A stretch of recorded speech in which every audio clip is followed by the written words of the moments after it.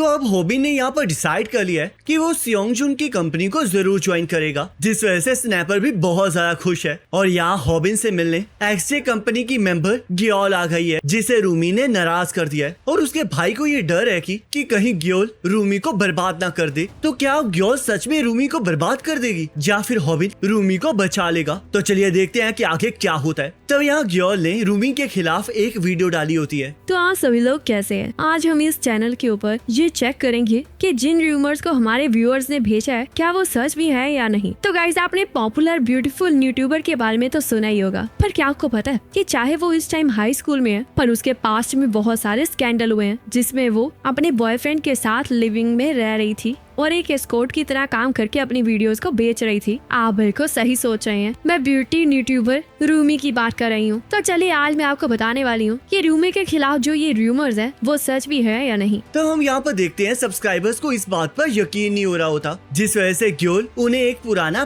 Post दिखाती है जहाँ पर रूमी के बारे में यही सारी चीजें लिखी हुई होती हैं। और ग्योल पोस्ट के दम पर सारे सब्सक्राइबर्स के सामने रूमी का पर्दाफाश करने जा रही होती है, जहाँ पर वो सबको बताती है कि उसे के खिलाफ एक एविडेंस मिल गया है। पर हम देखते हैं असल में ग्योल को ऐसा कुछ भी नहीं मिला होता। उसने तो बस रूमी को बदनाम करने के लिए झूठी चीजें इकट्ठी की होती हैं। तब वो सभी को 3 साल पहले की कुछ पोस्ट दिखाने लगती है जिसमें किसी ने अपनी वीडियो बेचने की कोशिश की होती है और उसका जो यूजर नेम होता है बिल्कुल रूमी के यूजर नेम के साथ मैच करा होता है, जिस वजह से सारे सब्सक्राइबर्स को लगने लगता है कि वो अकाउंट भी रूमी का ही है। मैंने इसके बारे में और भी जानकारी इकट्ठा करने की कोशिश की थी, पर अब वो ट्विटर अकाउंट डिलीट हो चुका है। तो इसलिए अब बस रूमी को पता है कि इन सभी रूमर्स के पीछे कितनी सच्चाई है। और अगर आप सोच के देखें तो यह एक कोइंसिडेंस नहीं हो सकता कि दोनों अकाउंट्स का यूजर नेम एग्जैक्टली सेम हो। वैसे तो ये अभी तक वेरीफाई तो नहीं हुआ है, तो इसे ज्यादा बढ़ा चढ़ा कर बताना सही नहीं रहेगा। तो हम देखते हैं सब्सक्राइबर्स ग्योल की बातों पर विश्वास करना स्टार्ट कर देते हैं और ग्योल अपने सब्सक्राइबर्स को और ज्यादा यकीन दिलाने के लिए सभी को ये बताती है कि वो रूमी के स्कूल से कुछ लोगों को वहाँ पर लाई है। मैं रूमी के साथ सेम क्लास में नहीं हूँ, पर सभी लोग ये जानते हैं कि रूमी बहुत बार स्कूल को स्किप करती थी और मैंने तो ये भी सुना है कि वो फैमिली प्रॉब्लम की वजह से अकेले रहती थी। उसे देखकर ऐसा लगता था जैसे कि वो फाइनेंशियली स्ट्रगल कर रही है, क्योंकि उसकी यूनिफॉर्म बहुत ज्यादा पुरानी होती थी, पर फिर भी उसे एक्सपेंसिव मेकअप करना बहुत ज्यादा पसंद था, जिस वजह से वो स्कूल के बच्चों के पैसों को बोरो किया करती थी। पर ये बहुत ज्यादा अजीब बात है ना कि वो इतने सारे पैसों को एक ही बारे में कैसे वापस दे देती थी। मुझे तो ये समझ नहीं आ रहा कि आखिरकार वो इतना महंगा मेकअप खरीदती क्यों थी। तो सभी सब्सक्राइबर्स को गोल की कहानी पर और ज्यादा विश्वास आने लगता है। तब ग्योल रूमी के स्कूल के बच्चों से पूछने लगती है कि क्या उन्हें ये सब कुछ सुन के ऐसा लगता है कि रूमी एक एस्कॉर्ट है और अपनी वीडियोस को पैसों के लिए बेचती है, जिस पर वो दोनों हाँ कह देते हैं। तो चलिए गाइस, अब मैं अपने इंटरव्यू को यहीं पर खत्म करती हूँ और हमें ये पता नहीं चला है कि क्या रूमी किसी लड़की के साथ रहती भी है या नहीं। वैसे लोगों का कहना है कि जब बच्चों के पास वो चीज खरीदने के पैसे नहीं होते हैं जो वो चाहते हैं, तो वो लोग ऐसा ही काम करने स्टार्ट कर देते हैं। पर मेरे व्यूअर्स के साथ एक क्वेश्चन है, क्या आपको सच में लगता है कि ये सही चॉइस है? वैसे तो रूमी ने इसके बारे में अभी तक कुछ नहीं कहा है, पर एक फैन होने के नाते मैं इस वजह से काफी ज्यादा उदास हूँ। तब हम देखते हैं सब्सक्राइबर्स को ग्योल की बातों पर पूरा विश्वास हो जाता है और ग्योल को इस बात का डर भी नहीं होता है कि उसकी सच्चाई बाहर आ जाएगी, क्योंकि उसे पता होता है कि अगर वो अपॉलॉजी की वीडियो डाल देगी तो सभी लोग उस पर विश्वास कर लेंगे, क्योंकि वो सारे सब्सक्राइबर्स को बेवकूफ समझ रही होती है जो कि उसकी बातों पर विश्वास कर लेते हैं। तब यहाँ हॉबिन भी उस वीडियो को देख लेता है। ये सच नहीं है हॉबिन, प्लीज मेरा विश्वास करो। तब अगले दिन रूमी के क्लासमेट्स ग्योल की वीडियो के बारे में बात कर रहे होते हैं और उन्हें ग्योल की बातों पर पूरा यकीन होता है, जिस वजह से वो रूमी की बेइज्जती करने लगते हैं और उन्हें ये भी यकीन होता है कि रूमी जिन लोगों के साथ कोलैब करती है वो उनके साथ भी यही सब कुछ करती है। तब रूमी ये सब कुछ सुन के क्लास में आ जाती है और उन्हें बताती है कि ग्योल ने जो कुछ भी कहा है वो सब कुछ झूठ है। पर हम देखते हैं कोई भी उसकी बात पर विश्वास नहीं कर रहा होता और वो लोग वहाँ से जाने लगते हैं। तब रूमी सभी को बताती है कि वो रात को इसके बारे में अपने चैनल में बताएगी, जिसके बाद वो समझ जाएंगे कि ग्योल झूठ कह रही है। तब यहाँ स्कूल में रूमी की ही बातचीत चल रही होती है, जिस वजह से रूमी सभी को योगर्ट देते हुए ये बताने लगती है कि वो रात को ये सब कुछ क्लियर कर देगी। तब शाम को रूमी घर वापस जाने लगती है, जहाँ पर हम देखते हैं कुछ स्कूल के लड़के उसे पैसे देकर बुलाने लगते हैं जिस वजह से रूमी घबरा जाती है और उन्हें बताने लगती है कि वो सब कुछ झूठ है। तब मांगी वहाँ पर आकर एक लड़के को पकड़ लेता है। चिंता मत करो रूमी, मैं इन लोगों को संभाल लूंगा। और हाँ, तुम गलत मत समझना, मैं तो यहाँ पर हॉबिन से मिलने आया था, पर जब मैंने देखा कि ये लोग तुम्हें तंग कर रहे हैं तो मैं तुम्हें यहाँ पर बचाने आ गया, तो इसलिए ये सब कुछ अब मुझ पर छोड़ दो। तब यहाँ रात को रूमी स्ट्रीमिंग को ऑन कर लेती है ताकि वो सबको अपनी सच्चाई बता सके। पर हम देखते हैं उसके सब्सक्राइबर्स को ग्योल पर भरोसा होता है, जिस वजह से वो रूमी की बेइज्जती करने लगते हैं। तब रूमी ने इसके लिए एक स्क्रिप्ट को भी तैयार किया होता है और सब्सक्राइबर्स को ये लगने लगता है कि अब वो उस स्क्रिप्ट को पढ़ के मगरमच्छ के आंसू रोएगी। तब रूमी उस स्क्रिप्ट को पढ़ने लगती है जहाँ पर उसके पास्ट के बारे में लिखा होता है और स्क्रिप्ट में ये भी लिखा होता है कि उसे बिल्कुल नहीं रोना है। पर रूमी अपनी सच्चाई बताते हुए पूरी तरह से इमोशनल हो जाती है। ये कितनी ज्यादा खराब बात है ना कि जो चीज मैंने की भी नहीं है उसका मुझ पर इल्जाम लगाए। आखिरकार क्यों मुझे अपने पास्ट को एक्सप्लेन करना पड़ रहा है? मुझे पता है कि मुझे रोना नहीं चाहिए और फिर भी मुझे रोना आ रहा है। और ये लोग भी ये देखकर यही सोचेंगे कि मैं रोने की एक्टिंग कर रही हूँ। मैं अपनी बैक स्टोरी किसी के साथ शेयर नहीं करना चाहती। आखिरकार क्यों मुझे अपने पास्ट को सबके सामने एक्सपोज करना होगा? आखिरकार मुझे उस चीज का प्रूफ क्यों देना होगा जो चीज मैंने की ही नहीं है? मैंने आज तक कभी भी बॉयफ्रेंड नहीं बनाया है, तो आखिरकार मैं वो सबूत कहाँ से लाऊं जिससे ये प्रूफ हो कि मेरा कभी भी कोई बॉयफ्रेंड नहीं था।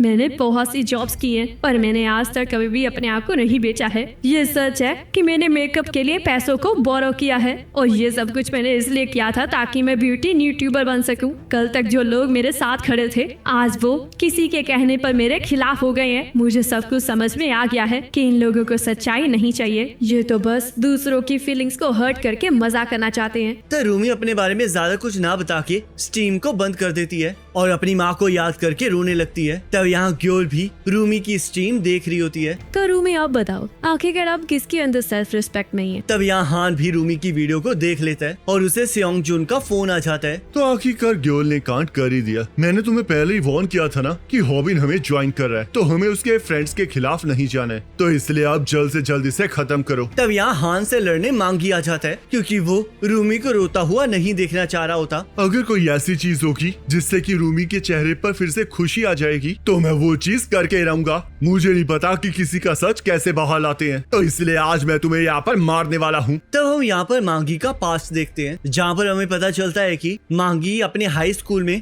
अपने साथ पढ़ने वाले बच्चों से काफी बड़ा होता है और वो सिसरिन वर्ल्ड का चैंपियन भी होता है। पर फिर भी कुछ लोग होते हैं जो कि उसे तंग करने आ जाते हैं और उसके सामने दादागिरी कर रहे होते हैं और जैसे उसे गंजा बुलाने लगते हैं वैसे ही मांगी उन्हें पकड़ लेता है क्योंकि मांगी के लिए वो बस कीड़े होते हैं जिन्हें वो कोई खतरा भी नहीं मानता होता। और जब वो किसी को पकड़ लेता है तो उसके सामने कोई टिक भी नहीं पाता। पर तब हम यहाँ पर देखते हैं मांगी जिंदगी में पहली बार सीरियस हुआ होता है क्योंकि उसे वन पंच टीवी वालों ने काफी ज्यादा परेशान कर दिया होता है। चलो मैं सीधा पॉइंट पर आता हूँ। मुझे पता है कि तुमने जो रूमी के खिलाफ रूमर्स फैलाए हैं वो गलत है, तो इसलिए मैं चाहता हूँ कि तुम अब घर जाके एक अपॉलॉजी वीडियो बनाओ और उसके बाद अपने कंप्यूटर को तोड़ दो। तुम्हें समझ में आ गया ना? तब हान ऐसा करने से मना कर देता है और उससे वहाँ से जाने के लिए कहता है। पर मांगी को इससे और ज्यादा गुस्सा आ जाता है जिस वजह से वो हान के ऊपर हमला कर देता है। पर हम देखते हैं हान उसे एक जोरदार जैब मारता है क्योंकि असल में हान एक प्रोफेशनल बॉक्सर होता है और ये पहली बार होता है कि मांगी एक सीरियस फाइट में होता है। यहाँ से चले जाओ क्योंकि मैं तुम्हारे साथ लड़ना नहीं चाहता। पर हम देखते हैं मांगी जाने के लिए तैयार नहीं होता। बॉक्सिंग एक सिंपल कॉम्बैट स्पोर्ट है जो कि एक बेसिक प्रिंसिपल के ऊपर चलती है जिसके अकॉर्डिंग आपको अपोनेंट को फिस्ट को यूज करके हराना होता है और बॉक्सिंग की एक बेसिक टेक्निक है जो कि हमेशा से लोगों का ध्यान आकर्षित करती है। ये एक ऐसी टेक्निक है जिसे कोई भी अवॉइड नहीं कर सकता और वो है जैब। चाहे जो मर्जी फाइटर हो, अगर उसके नाक के ऊपर जैब मारा जाता है तो वो रुकने पर मजबूर हो जाता है। तब हांग भी मांगी के ऊपर दोबारा से एक जैब मारता है पर मांगी उसे पकड़ने की कोशिश कर रहा होता है क्योंकि उसे पूरा विश्वास होता है कि अगर उसने एक बार हान को पकड़ लिया तो वो जरूर जीत जाएगा। पर हम देखते हैं हान उसे इतनी जोर से जैब कर रहा होता है कि वो तो उस तक पहुंच ही नहीं पा रहा होता और हान के लिए मांगी के साथ लड़ना ऐसा होता है जैसे कि वो एक किंडरगार्टन के बच्चे के साथ लड़ रहा हो, जिस वजह से हम देखते हैं हान मांगी का बहुत बुरा हाल करता है और चाहे मांगी का वेट हान से ज्यादा होता है पर फिर भी हान उसे हराने में कामयाब हो जाता है क्योंकि उसकी स्पीड की आंखें मांगी कुछ नहीं कर पाता। ये कितनी ज्यादा अजीब बात है ना। ये एक सिसरिन रेसलर है तो मुझे लगा था कि ये कम से कम मुझे एक बार तो पकड़ ही लेगा, पर ऐसा कुछ भी नहीं हुआ। मुझे माफ कर देना कि हमने रूमी के खिलाफ झूठे एविडेंस बनाए हैं। तब हान वहाँ से चला जाता है और मांगी को अभी भी रूमी की चिंता हो रही होती है। तब यहाँ गोल रूमी से मिलने आ जाती है और उसके लिए खाना भी लाई होती है ताकि वो उसे अच्छा फील करा सके। पर रूमी को तो इससे कोई फर्क नहीं पड़ रहा होता और वो इतनी ज्यादा उदास होती है कि वो गोल्ड को बुलाती भी नहीं है, जिस वजह से वो नाराज होकर वहाँ से चली जाती है। पर वो रूमी के घर से ज्यादा दूर नहीं जा पा रही होती क्योंकि उसे डर होता है कि कहीं रूमी कुछ कर ना ले, और तब वो ग्योल के बारे में सोचने लगती है और रूमी के ऐसा हाल करने की वजह से उससे नफरत करने लगती है। तब यहाँ ग्योल पार्क में जाकर ऑनलाइन हो जाती है। गाइस, आज मेरे पास आपके लिए कुछ भी स्पेशल नहीं है। मैं तो बस थोड़ा डिप्रेस फील कर रही थी, जिस वजह से मैं ये व्लॉग बनाने लगी क्योंकि मुझे बुरा लग रहा है कि रूमी अपने चैनल पर वीडियोस नहीं डाल रही। जब भी मैं किसी का सच बाहर लाती हूँ तब मुझे ऐसा लगता है जैसे कि मैं उनसे कुछ छीन रही हूँ। तो शायद मुझे किसी और तरह की वीडियोस बनानी चाहिए। तब सारे सब्सक्राइबर्स ग्योल को सपोर्ट करने लगते हैं, जिससे कि ग्योल उन सबको बताती है कि अब वो काफी अच्छा महसूस कर रही है और अपनी स्ट्रीम को एंड कर देती है। तुम तो सच में काफी खतरनाक हो, क्योंकि जिन्हें तुम पसंद नहीं करती उनके खिलाफ तुम झूठ बोलती हो और फिर तुम सबके सामने एक्टिंग करती हो ताकि तुम्हें सिंपैथी मिल सके। तो क्या तुमने अब देख लिया कि तुम्हारे व्यूअर्स तुम्हारे बारे में कैसा फील करते हैं? तो चलो फिर मैं तुम्हें एक लड़के के बारे में बताता हूँ। वो लड़का जो प्यार में पागल हो चुका है और वो ये नहीं देख सकता कि कोई उसके प्यार को रुला रहा है। देखो मांगी ने मुझे क्या दिया है, इसमें तुम्हारे कैमरामैन ने ये कंफर्म किया है कि तुमने जो रूमी के खिलाफ रूमर्स फैलाया वो झूठ है, जिस वजह से अब तुम्हारा भांडा फूट चुका है। तो चलो अब वक्त आ चुका है उस चीज को खत्म करने का जिसे तुमने स्टार्ट किया था। तब हमें कुछ टाइम पहले का सीन दिखाया जाता है जहाँ पर हॉबिन इंटरनेट के ऊपर रूमी की बेगुनाही का सबूत ढूंढ रहा होता है पर उसे कुछ भी नहीं मिलता, जिस वजह से वो बहुत ज्यादा फ्रस्ट्रेट हो जाता है। इन लोगों ने झूठ बोल के बहुत सारे लोगों को बदनाम किया है, पर फिर भी मुझे इनके खिलाफ कोई सबूत नहीं मिल रहा है। क्या मैं सच में कुछ नहीं कर पाऊंगा? तब हम देखते हैं मांगी हान के साथ लड़ाई करने के बाद हॉबिन के पास वापस आ जाता है। आखिरकार तुम्हारे नाक को क्या हो गया है मांगी? क्या तुम्हें कोई प्रूफ मिला जिससे हम ये साबित कर सकें